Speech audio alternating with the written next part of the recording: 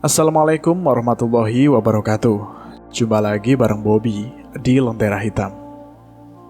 Bagaimana kabarnya teman-teman? Tentunya kalian semua baik-baik saja dan sehat selalu. Nah, untuk kali ini kami akan menceritakan tentang kisah tersesat di Kampung Gaib bagian kedua. Cerita ini ditulis oleh Alin Ambarwati. Tidak usah lama-lama, kita lanjutkan ke ceritanya ke part 2.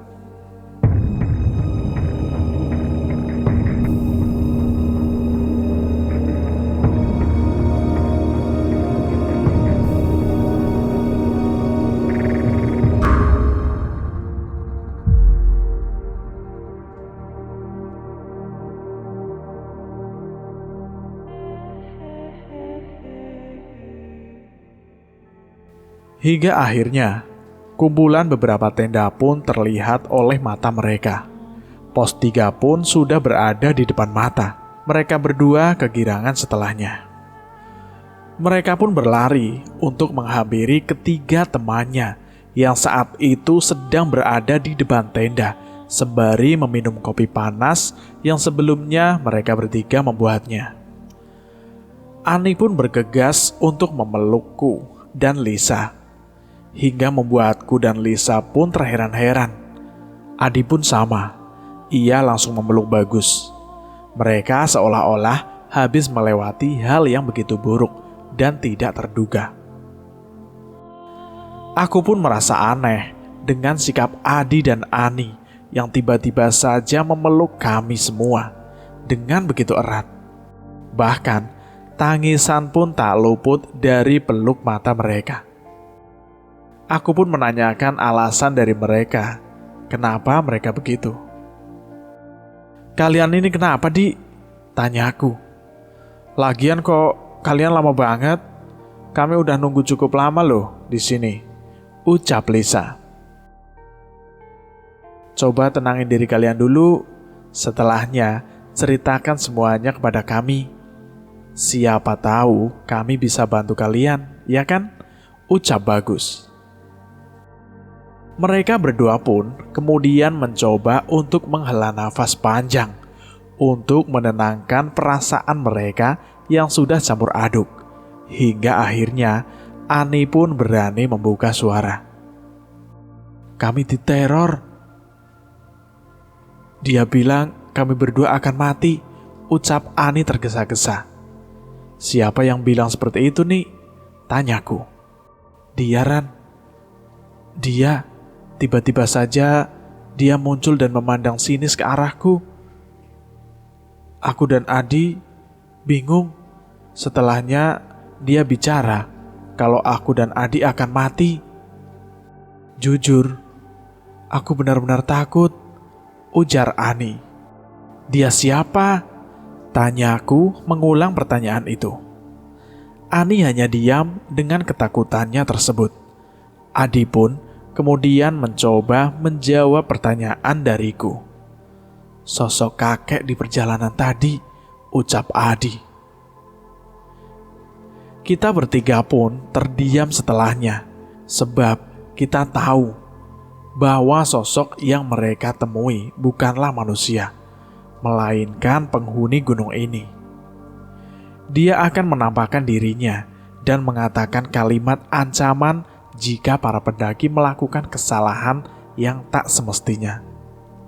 "Apa yang sudah kalian perbuat?" tanyaku. "Kami gak ngelakuin apapun," ucap Adi. "Tidak akan ada asap kalau tidak ada api," ucapku. "Kami berani bersumpah, kami tidak melakukan apa-apa," ucap Adi menegaskan jawabannya. Saat kita bertiga menginterogasi mereka berdua, Ani nampak terdiam secara tiba-tiba. Meskipun Adi berusaha meyakinkan kita bahwa mereka tidak melakukan hal apapun. "Ani," ucapku memanggil Ani. Ani hanya mengangguk saat aku mencoba memanggilnya. "Apa benar kalian tidak melakukan apapun?" tanyaku kepada Ani. "Kita berdua berjumbu," Ani mengucapkan itu. Kita bertiga terdiam bukan kepalang saat mendengar pertanyaan Ani. Kita tak habis pikir, sempat-sempatnya mereka berjumbu di tengah hutan, bahkan di tengah perjalanan pendakian ini. Aku sendiri tidak tahu apa yang akan terjadi setelahnya. Apalagi, sependek yang ku tahu, jika kita melakukan hal senonoh saat mendaki, maka bisa jadi penghuni gunung yang kita daki merasa tak terima. Tak heran, tiba-tiba saja ada seorang kakek-kakek yang terus mengganggu mereka dan mengatakan bahwa mereka akan mati. Meskipun demikian, kita bertiga mencoba untuk menenangkan Adi dan Ani, sembari memberikan nasihat kepada mereka agar tidak mengulangi hal yang sama. Ani, pembelajaran besar untuk kalian berdua. Kita ini sedang mendaki loh. Ini bukan wilayah kita. Jangankan berjumbu, berkata kotor ataupun kasar pun, kita tidak boleh. Ucapku memberikan nasihat kepada Ani. Kami hilaf, ucap Adi sembari menundukkan kepalanya. Adi terus merayuku, Ani berkata seperti itu. Tapi kan kamu juga mau, ucap Adi menimpali ucapan Ani. Udah, tak baik bersiteru di gunung, ucap Bagus menengahi. Kita bertiga pun berusaha untuk tidak menghakimi Ani maupun Adi, agar mereka tetap bisa berpikiran tenang.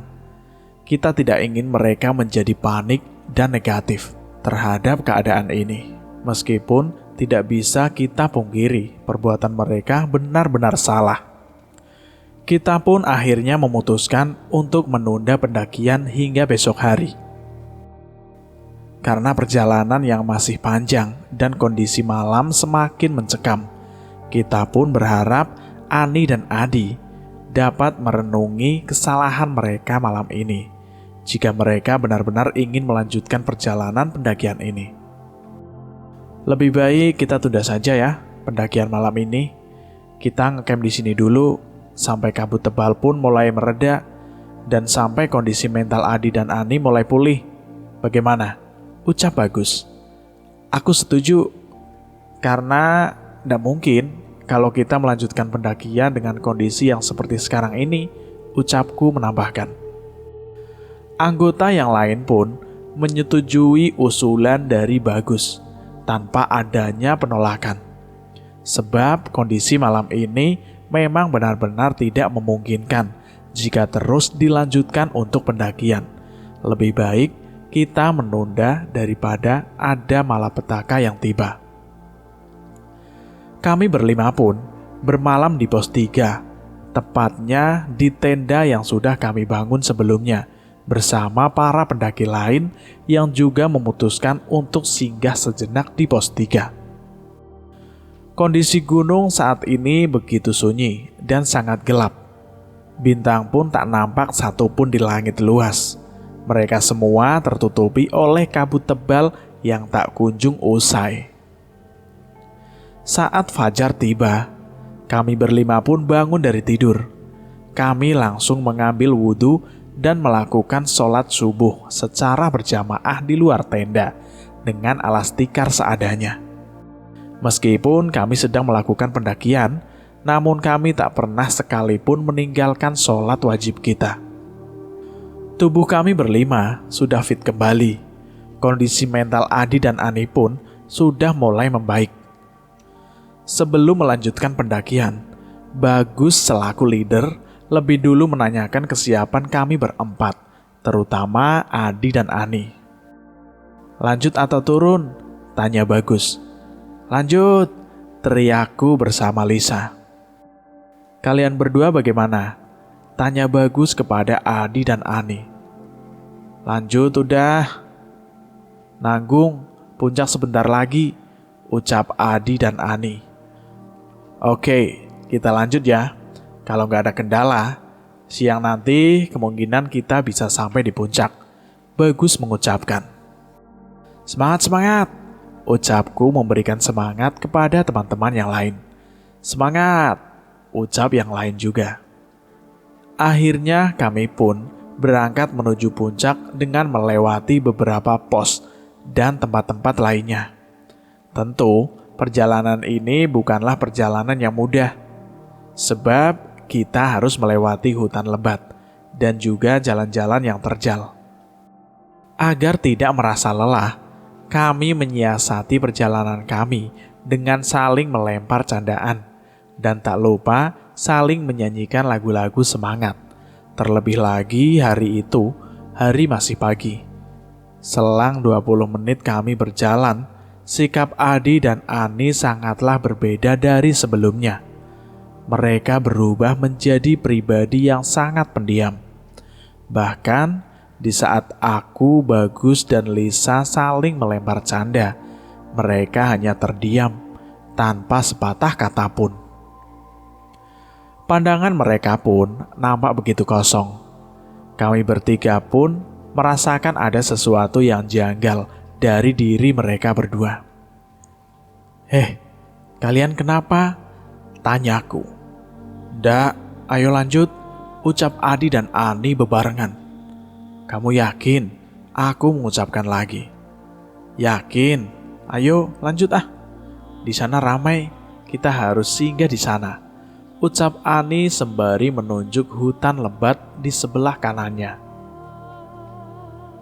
Pikiranku mendadak negatif dengan perubahan sikap yang ditunjukkan oleh Ani dan Adi. Aku pun mencoba berdiskusi dengan Bagus dan Lisa tentang hal tersebut. "Kita benar-benar mau lanjut. Mereka aneh banget," ucapku kepada Bagus. Udah, mungkin saja mereka halusinasi karena kelelahan," ucap Bagus menambahkan. "Kita harus terus awasi mereka," ucap Lisa. Kami pun memutuskan untuk meminta Adi dan Ani berjalan di tengah, diapit oleh Bagus dan Lisa, dan aku di paling ujung, agar kami lebih mudah mengawasi Adi maupun Ani. Di sepanjang jalan, selama aku berada di posisi paling belakang, aku merasakan hal-hal aneh yang terus saja terjadi. Dari mulai mendengar suara langkah kaki, suara bisikan aneh, sampai bulu kuduku yang tiba-tiba saja berdiri tanpa sebab. Saat aku mencoba memastikan dan menengok ke arah belakang, aku tidak menemukan apapun atau siapapun. Aku pun berusaha untuk tetap berpikir positif. Aku tidak ingin pikiran yang buruk akan membuat mentalku kacau. Hal tersebut terjadi secara berulang-ulang, hingga akhirnya aku pun merasa tidak sanggup dengan godaan-godaan tersebut. Pada akhirnya, aku pun meminta Bagus untuk bertukar posisi.